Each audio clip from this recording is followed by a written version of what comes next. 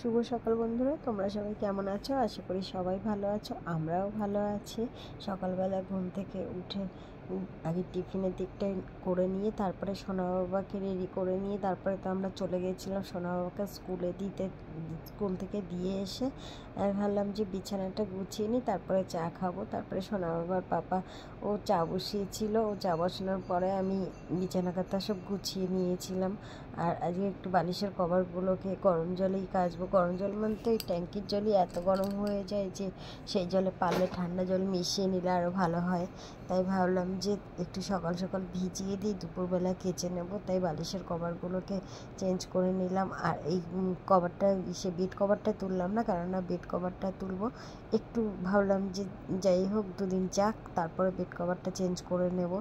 আর আজকে জানো তো অনেকটাই গরম পড়বে মনে হচ্ছে, সকাল থেকেই প্রচুর রোদ উঠেছে।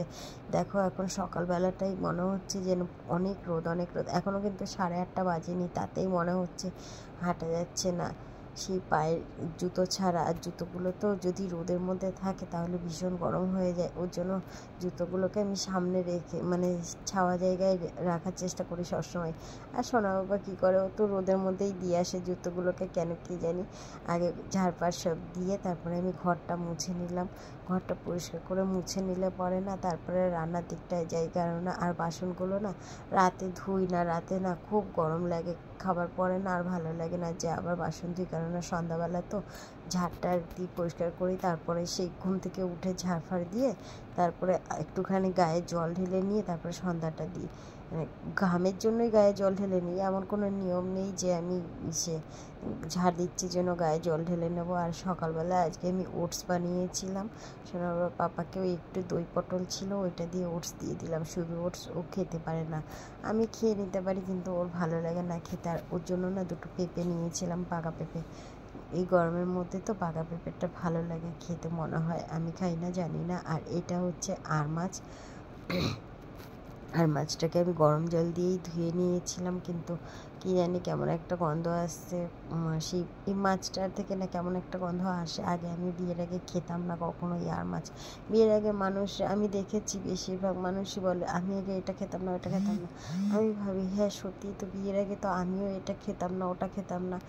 বিয়ের আগে মনে হয় অর্ধেকের বেশি জিনিস খেতাম না। আর রান্নাবান্না তাড়াতাড়ি করে নিয়ে দেখো আজকে অনেকগুলো কাঁচা ছিল, আর কাঁচাগুলো সব ভুলভাল কাঁচা।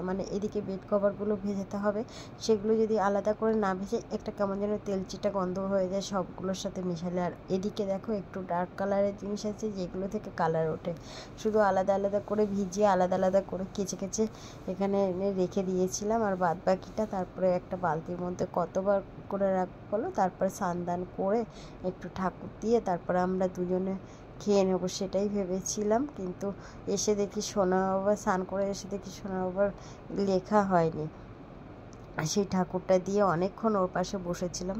বসে থাকার পরে তারপরে এই যে আমরা এখন দুজনে খেয়ে নেব। দেখো এখানে ভাত আছে আর একটু মিষ্টি আলু সেদ্ধ করেছিলাম, প্রেশারেই দিয়েছিলাম। আর এই যে আর মাছের ঝোলটা করেছি, একটু কষা কষা হয়েছে। এটা একটু না করলেই ভালো হতো মনে হয়, আজকে অন্য মাছ করলে ভালো হতো। আর সন্ধ্যাবেলা ঘুম থেকে উঠে সন্ধ্যা সমস্ত কিছু দিয়ে গা হাত পা ধুয়ে নিয়ে তারপরে সোনা বাবাকে একটু খাইয়ে দিয়েছিলাম। আর আমি একটু চা নিয়ে বসেছিলাম, তারপরে ও পড়তে বসেছিল।